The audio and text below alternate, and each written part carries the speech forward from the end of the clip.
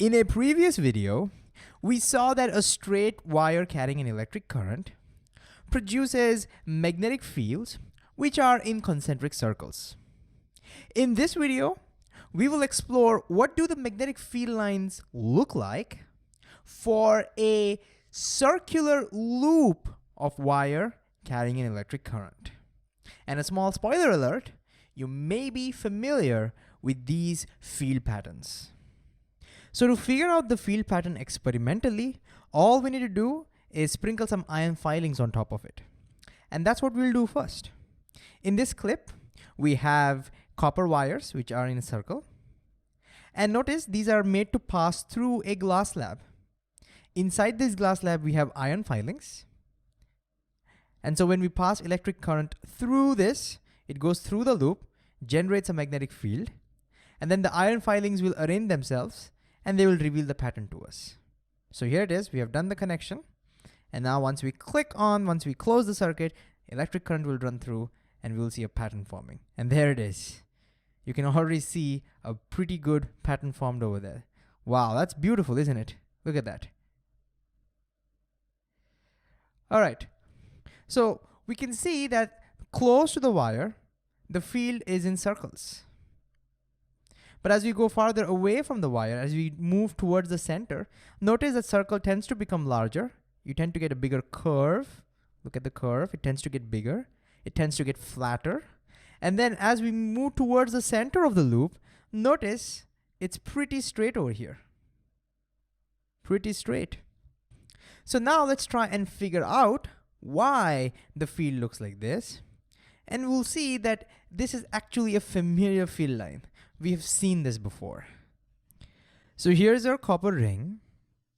It's a circle, but we are looking at it from an angle like this, and so it looks oval to us. And let's say we put a current through it in this particular direction. So the current is flowing this way, into the board, goes from the back, outside the board, comes out from the front, and so on. Just like this. Goes here into the screen, comes out from the back, comes out, and then goes on in circles.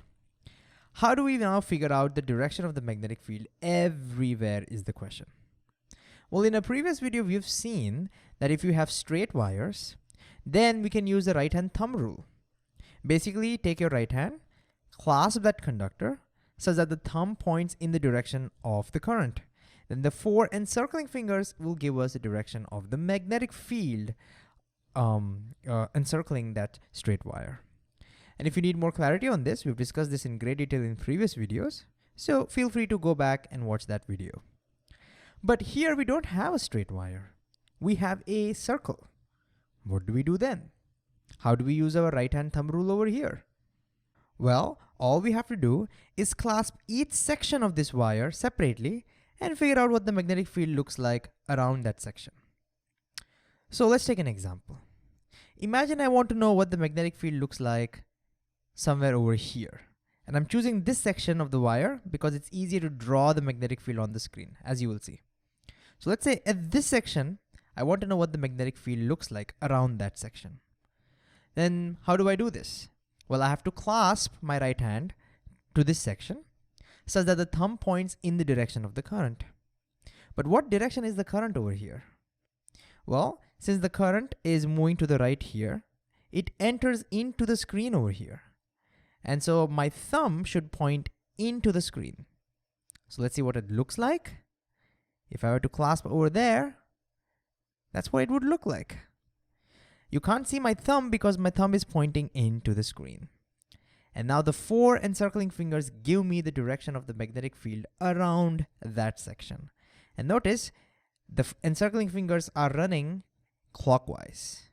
And so I know that around that section, the magnetic field is going to be clockwise. Similarly, if I consider now this section, again, I'm choosing that section because it's easy to draw the magnetic field over there. You will see that the current is coming out of the screen over here. It comes out and then goes to the right. So if you were to clasp this section of the wire, can you imagine what it would look like? Well, this time with my right hand, it should always be right hand. my thumb should now point outwards, outside the screen. So if we clasp it with my right hand, this is what it would look like. And now notice the 4 encircling fingers are going anti-clockwise. So I know the magnetic field around that section is going to be anti-clockwise. So this explains the circular fields over here. Now to figure out the magnetic field everywhere else, we don't have to keep doing this over and over again and make our job tedious. Instead, there's an easy way to guess what the field might look like.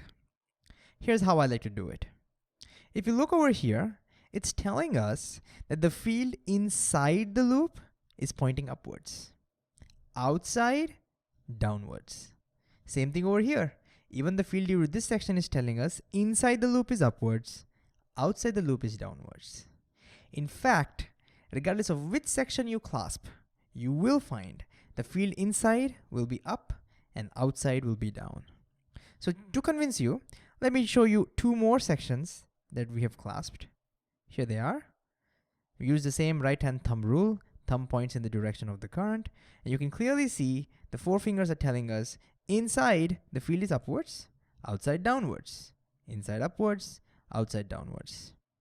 And so from this, we know the field should start, or inside should be up, outside should be down, and they should be closed loops. We have studied that.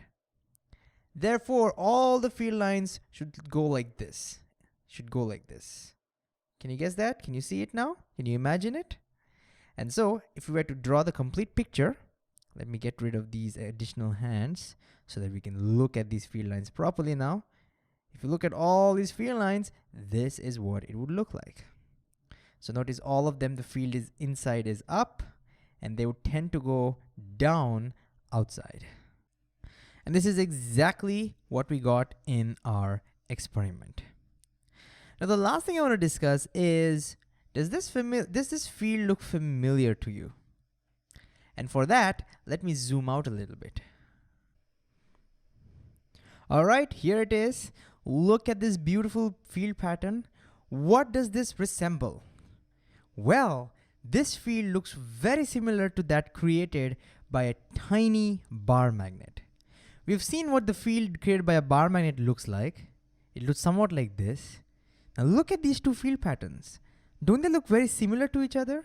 Here also the field lines start from here and they continuously keep looping back like this. Here also the field lines start from here and they continuously keep looping back. Small difference you might see is over here the field is a little flatter and over here the field is more round. But if this bar magnet was very small, if this bar magnet was very tiny, then notice we would get a very, very similar field like this. So this means a current carrying loop resembles a tiny bar magnet. And we can now say that this side represents the north pole of that bar magnet, and this side over here represents the south pole. The poles are not really there, but if we think of it as a bar magnet, we can treat it this way. And this is pretty awesome because now we've learned how to create our own artificial bar magnets. Well, tiny bar magnets. And so in this video, we learned how to figure out the magnetic field around a current carrying loop using the same right-hand thumb rule. And eventually we saw that a current carrying loop is equivalent to a tiny bar magnet.